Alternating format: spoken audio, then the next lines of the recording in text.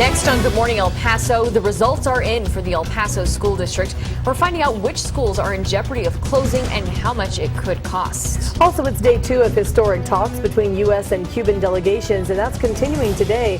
What the two countries are hoping to accomplish for the first time in 50 years. And winter weather is threatening much of the U.S. this morning, including here in the borderland. Your complete Storm Track weather forecast is just ahead. Where news comes first. From the Mesilla Valley and Las Cruces to El Paso and the borderland. This is ABC7's Good Morning El Paso. Good morning. It is 6 o'clock, and here is a live look outside courtesy of the ABC7 Mountain Cam. This is not a glitch. This is actually our view. You can see that it is dark outside. It looks a little fuzzy, and you can imagine that the rain or sprinkling is hitting that lens because it does look a little bleary out there. Our view or lack thereof, right? Exactly. Well, welcome back to Good Morning El Paso, everyone. Thanks for joining us. I'm Floren. And I'm Stephanie Valle. Good morning, everyone. It is Thursday morning, like we said, just after 6 o'clock. Let's get to Crystal Clyde right now for the latest on our first alert. Crystal, the rain is starting to come down, even snow.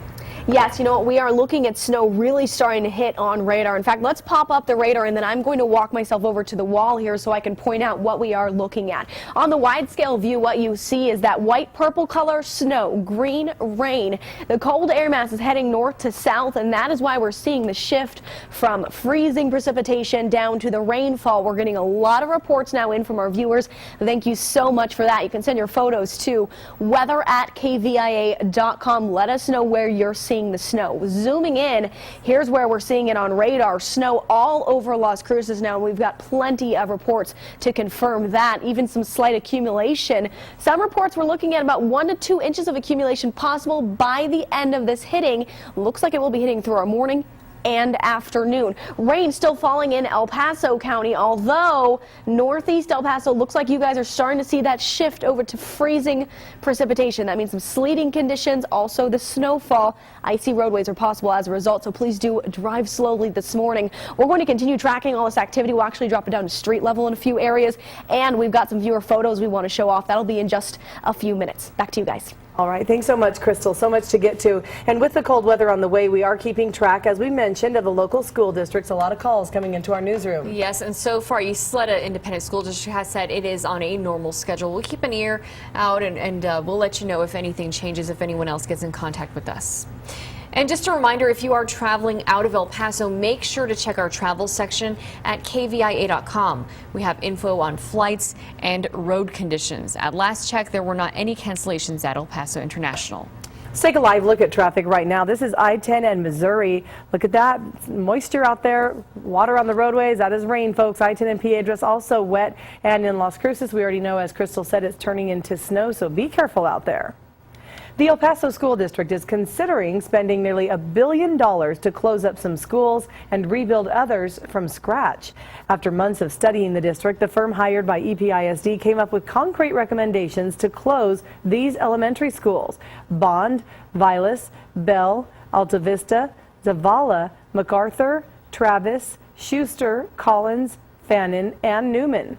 It recommends completely rebuilding 12 schools from the ground up: Lamar, Douglas, Burleson, Burnett, Burgess, Dowell, and Bradley elementary schools, Moorhead, Bassett, and Ross middle schools, and Burgess, Andrus, and Jefferson high schools. Now, this is a move that would cost taxpayers more than $850 million during the next decade.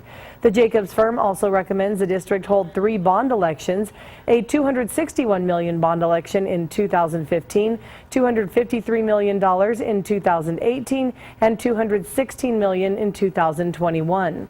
An EPISD committee co-chair tells us she knows it may not sit well with EPISD parents, although nearly 1,000 survey results show 4 out of 5 parents did agree with the recommendations.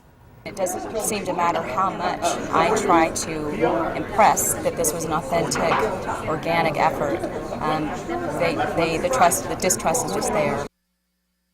The board will meet again in 2 weeks' time to continue these discussions as well as visit every single campus for themselves, and we'll continue to keep you updated too on any new developments. As we've reported, the Isleta School District is also considering consolidation instead of investing money in aging schools and buildings. Superintendent Dr. Xavier de la Torre is holding 4 more meetings to share his vision for the future.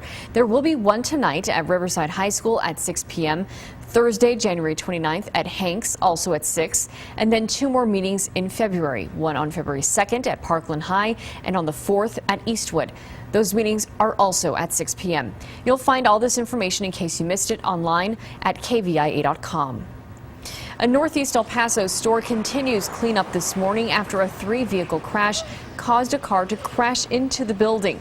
This happened around 1:30 yesterday afternoon near Broadus and Dyer. Police say the black SUV that you see, or that you could see into a building, crashed into 2 other cars before going through a wall, knocking into a light pole, then coming to a stop inside a stereo shop. No one was hurt. A passenger found dead on a Greyhound bus yesterday has yet to be identified. The bus was on its way from Los Angeles, made a stop here in El Paso.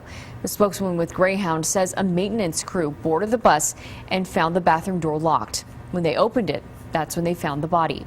There were no reports of any problems on the bus prior to the body being found.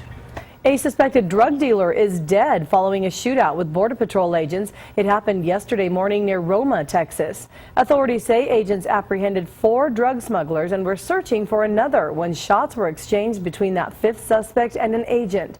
The suspect was struck several times and later died at a hospital. The agent, however, was not hurt. And now to the latest developing between Cuba and the U.S. Talks in Havana today are aimed at opening embassies in each other's countries and eventually establishing full travel and trade ties. ABC's Susan Solney is in Washington with the details. There's lingering tension this morning between the 2 Cold War adversaries, Cuba and the U.S., as diplomats go about the delicate work of reestablishing normal relations after more than 50 years. The talks continue today with both sides set to discuss how to bring a Cuban ambassador to Washington and how to reopen the American embassy in Cuba. A high-level contingent of American diplomats landed in Havana on Wednesday to begin the first session of talks, but they hit a hurdle almost immediately. This Cuban official objected to current U.S. immigration policy that grants special status to Cubans who reach American soil, but the U.S. is not willing to change the policy. Our first pictures on the streets of Havana, just 90 miles from the U.S., show a world frozen in time. Along the streets of Havana, some Cuban entrepreneurs with locally owned private shops are optimistic, hoping they can make their product available to the world. Oddly enough, in the port, a Cold War relic, a Russian spy ship, the Viktor Leonov, which arrived this week. We have normal relations with Russia. One day when we have normal relations with the United States, we could have an American ship visiting.